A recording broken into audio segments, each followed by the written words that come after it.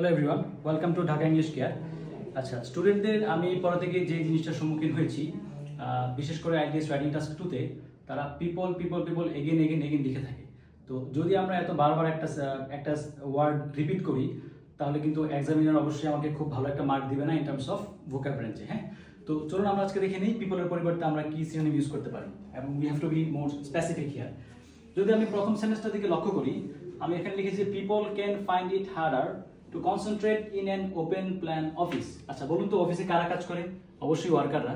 তাহলে এখানে আমরা পিপলকে রিপ্লেস করে আমরা ওয়ার্কার্স অথবা এমপ্লয়িজ লিখতে পারি। পরের সেন্টেন্সটা আমরা দেখি, people can learn about a new culture when they are abroad.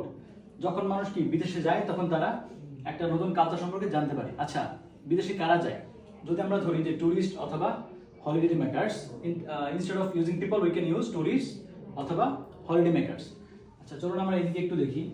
People tend to buy more than they need because of advertising. আচ্ছা, যারা কোনো কিছু পারচেস করে তাদেরকে আমরা কি বলে থাকি? কনজিউমার্স অথবা শপার্স। তাহলে আজকে থেকে stop using people again again and again and use this vocabs. Thank you.